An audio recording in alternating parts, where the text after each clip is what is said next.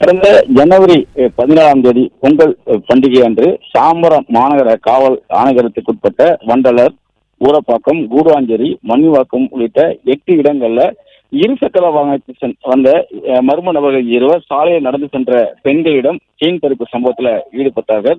ஒரு பெண் காவலர் உட்பட 8 பேரிடம் இந்த செயின் பறிப்பு சம்பவங்கள் நடைபெற்றது. 20 சதவீதத்துக்கு மேல இந்த செயின் பறிப்பில் ஈடுபட்ட நபர்கள் வந்துட்டு 20 சவரன் வரை நகைகளை பறித்து சென்றதாகவும் குற்றச்சாட்டுகள் முன்வைக்கப்பட்டது.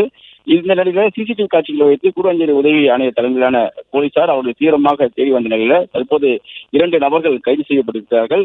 உத்தரப்பிரதேச மாநிலத்தை சேர்ந்த 2 நபர்கள் வந்துட்டு கைது செய்யப்பட்டிருப்பதாகவும் தெரிவிக்கப்பட்டிருக்கிறது. ஒருத்தர் பெயர் வந்துட்டு சஞ்சய் என்பதும், இன்னொரு பெயர் சோகன் என்பதும் தெரிவிக்கப்படுகிறது.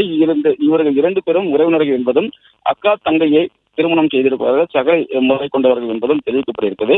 மீண்டும் சென்னையில கைவரிசை காட்ட ரயில் நிலையத்திற்கு வந்தபோது போலீசார் இவர்கள் அடையாளம் கண்டு அவரை துரத்தி சென்று பிடிக்க முற்பட்ட போது சஞ்சய் கீழே விழுந்ததுல ஒரு கையில் எலும்பு முறிவும், அதுபோல் ஒரு காலில் எலும்பு முறிவும் ஏற்பட்டு அவருக்கு மாவு கட்டு போடப்பட்டிருப்பதாகவும், சோகனுக்கு விசாரணைகள் நடைபெற்று வருவதாகவும் தெரிவிக்கப்பட்டிருக்கிறது. அதே போல இவரிடமிருந்து 5 கிராம் பறிமுதல் செய்யப்பட்டிருப்பதாகவும், இந்த சம்பவத்தில் மேலும் 2 பேருக்கு தொடர்பு இருப்பதாகவும் தெரிவிக்கப்பட்டிருக்கிறது. தமிழகத்திலும் கேரளாவிலும் பல இடங்களில் இதே போன்ற செய்திருப்பு சம்பவத்தில் ஈடுபட்டிருப்பதும் தெரிய வந்திருப்பதாக காவல்துறை சார்பாக தெரிவிக்கப்பட்டிருக்கிறது. தொடர் விசாரணை நடைபெற்று வருவதாகவும் தெரிவிக்கப்பட்டிருக்கிறது.